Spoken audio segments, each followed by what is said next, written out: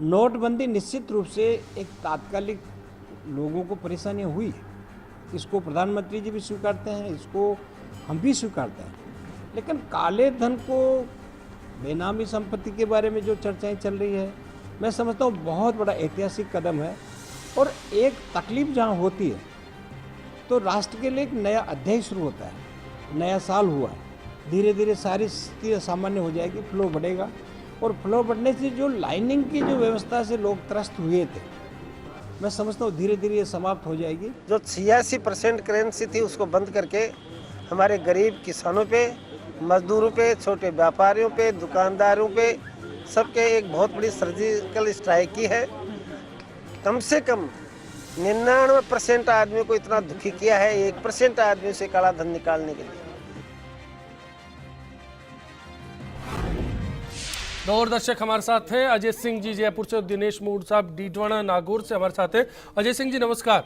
हाँ सर, नमस्कार सर, नमस्कार। हाँ सर, जानना चाहूंगा क्या आपकी राय है इस पूरी नोटबंदी के बाद पैसा मिल पा रहा है? मैं आपको ये बताऊंगा कि आज पूरा देश ये कर रहा है कि मोदी जी ने ऐसा कर दिया, मोदी जी ने वैसा कर दिया है सर जी। आज मोदी जी ने देश को संबोधित किया था, मतलब कोई उन्होंने बजट तो पेश किया नहीं। क्या गलत काम किया क्या उन्होंने?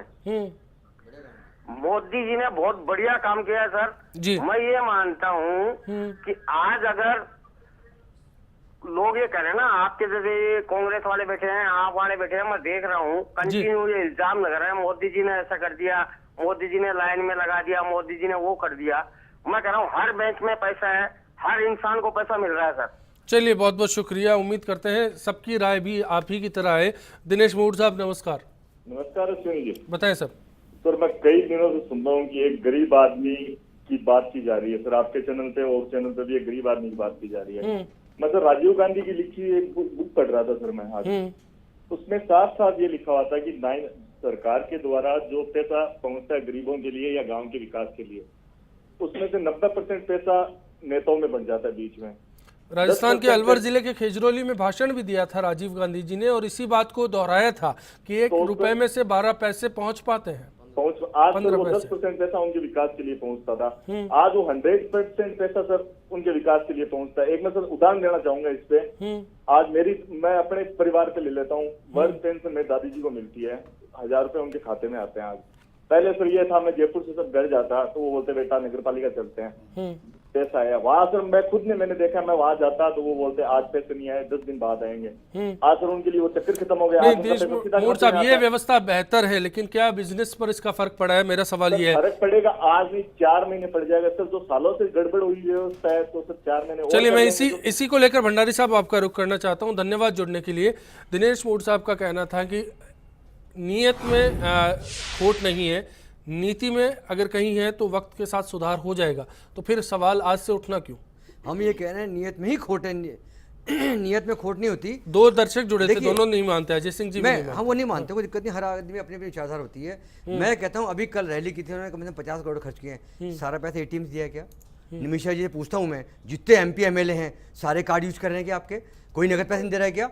ये दूसरों को भाषण देना छोड़े, खुद अपना कर दिखाएं। दूसरी बात ये, आप सुन लीजिए, आप सुन लीजिए, आप सुन लीजिए, आप सुन लीजिए। आपको हम आम आदमी पार्टी बोलती है, तकलीफ क्या होती है? बात आपको सुनने का डालिए, आप सुनने का डालिए। आप 50 करोड़ रुपए खर्च के रैली के अंदर उन्होंने, मैं पूछता हूँ चेक से पेमेंट किया क्या? मैं पूछता हूँ कार्ड से पेमेंट किया? आप जवाब दे दीजिए ना निमिषा जी, अगर जवाब है तो दे दीजिए, कैश में दिया या चेक में दिया? डिबेट हो रही है, पर डिबेट में सुनना पड़ेगा आपको, जनता को सुनने का डालिए। यही बात मोदी जी में है, वो जनता की बात सुनते नहीं है, मन की बात कहते हैं, मन की बात सुनते नहीं है। आप लोगों की आय क्या हुई है, लोगों की बात सुनते नहीं हो। आप बात सुनिए, सुनने का डालिए। ये डिबेट चाहिए मैडम, ये डिबेट चाहिए, ये डिबेट है, डिबेट में सुनिए। मेरा अधिकार है बोलने का, मुझे समय दिया गया है, मैं आपके समय में नहीं बोलता हूँ।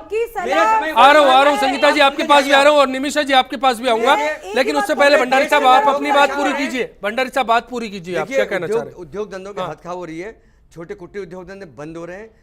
पंजाब के अंदर हौजरी में जो बिजनेस वहाँ हाल खराब हो रहा है, सबका बिना पैसे हाल खराब हो रहा है। आज एक मकान छत डलानी है, जब चौक से लेबर लेके आते हैं वो चेक लेंगे हमारे से या कैसे पेमेंट करूंगा उनको, कैसे ही करना पड़ता है। तो सारे बिजनेस की हालत खराब हो रही है और ये हालत कम से कम 10 साल सुधरेगी नहीं। जितना पीछे देश चला गया ये उतना वापस नहीं आएगा। जिस देश के अंदर 85% करेंसी को एकदम से बंद कर दिया गया हो और छापने की इनकी क्षमता नहीं है, अभी कम से कम 6 महीने और लगेंगे तब नोट मिलेंगे। और जेटली साहब आके झूठ बोलते हैं कि बैंक में पूरे पैसे हैं, कभी निकलवाते हो। अरे मेरा पैसा ये नीति नियत में फर्क वाली बात क्यों आ रही है? बिल्कुल मोहम्मद हनीफ साहब है कोटा बड़े से लोगों हमारे को साथ। देखिए, उनको सुन लेते हैं। अगर मैं आ रहा हूं इनको- भंडारी साहब, फिर अगर जुड़ूंगा आपसे, करप्शन दूर फिर करना जुड़ूंगा, होता- कुछ डाटा से उनको लेके आऊंगा। हनीफ साहब नमस्कार। हाँ नमस्कार साहब अश्विनी जी। जी सर बताएं। सर मैं यूँ कह रहा हूँ 52 दिन हो गए पूरे। 52 दिन होने के बाद में भी अभी ऐसी पोजीशन है रामगंज मंडी में कि 4,500 रुपए की मतलब करेंसी निकलने के लिए सब जगह बोल दिया गया, लेकिन यहाँ पर सिर्फ 4,000 रुपए मिल रहे हैं सर। पहले 2,500 रुपए 500 का नोट 2,000 बाजार रुपए में मिलते नहीं थे। पहुंचा। हनीफ साहब ये समस्या क्यों है? सरकार फिर क्या यहाँ पर चूक गई? लेकिन उससे पहले मैं बिजनेस सेक्टर को लेकर बात करना चाह रहा था। कुछ आंकड़े हैं हमारे सामने जिनके मुताबिक ऑटोमोबाइल सेक्टर में 30 से लेकर 50% तक की गिरावट है। हाँ, पंजाब जैसे राज्यों में 50% की गिरावट है। राजस्थान में 30 से 32% के आसपास गिरावट बताई गई है। पैकेज कंज्यूमर गुड्स की बिक्री कम हो चुकी है।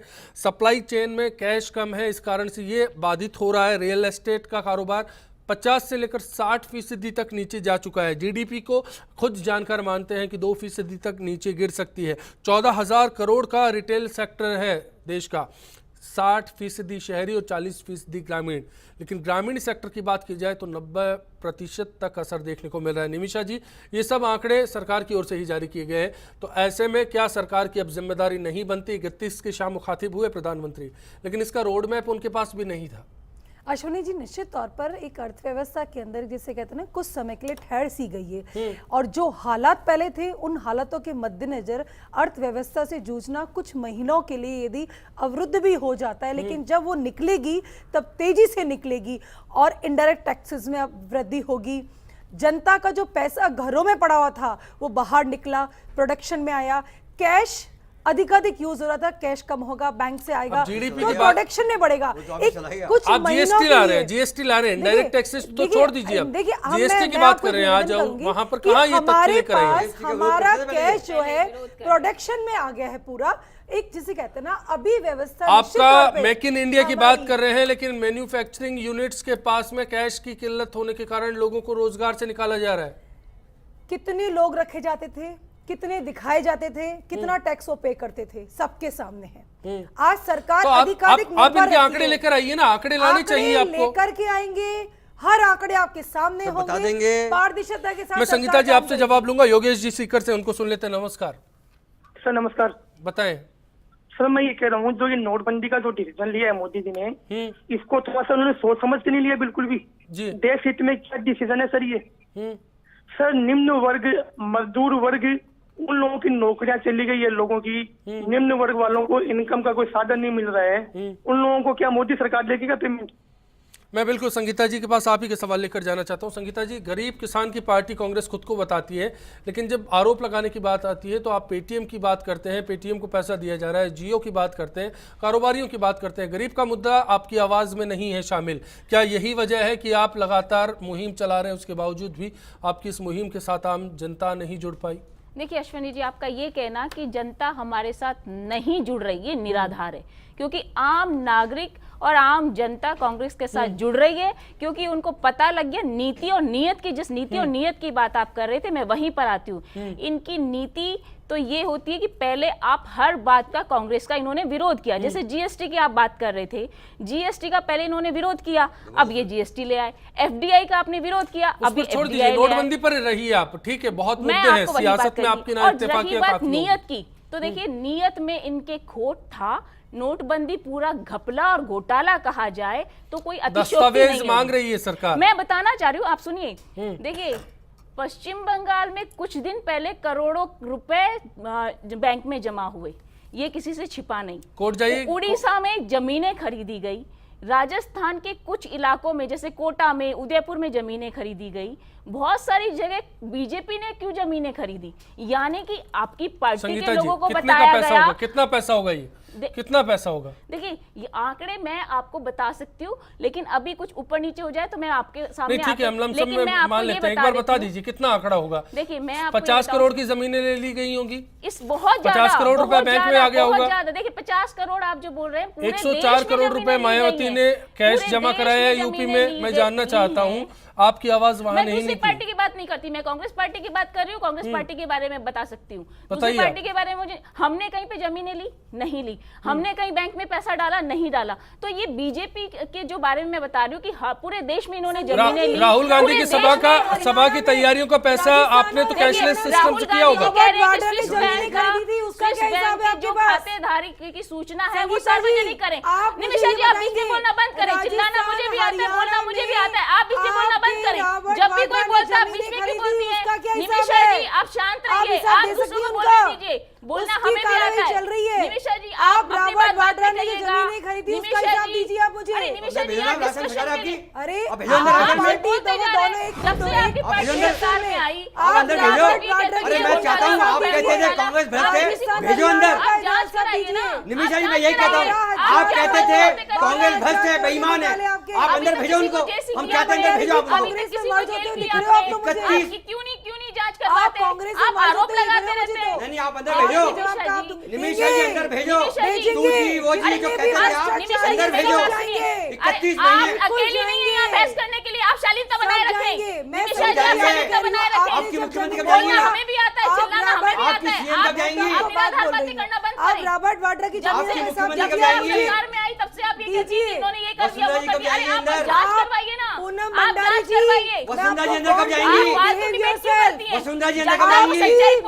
ब्रेक लेंगे यहाँ पर, ब्रेक के बाद लौटते हैं आपके बीच में। गोपी शुक्ला जी से जानना चाहेंगे इस पूरी तस्वीर में बैंकिंग सेक्टर की रिक्वायरमेंट्स क्या है ताकि आप तक सहूलियत पहुंच सके। साथ ही आज के सवाल पर आपका जवाब ब्रेक के बाद। नोटबंदी से तो बहुत फ़ायदा हुआ है, और हम चाहते हैं कि सरकार इनकम टैक्स का जो दायरा है वो इससे या तो बढ़ाए या इससे बिल्कुल ख़त्म कर दे इसको।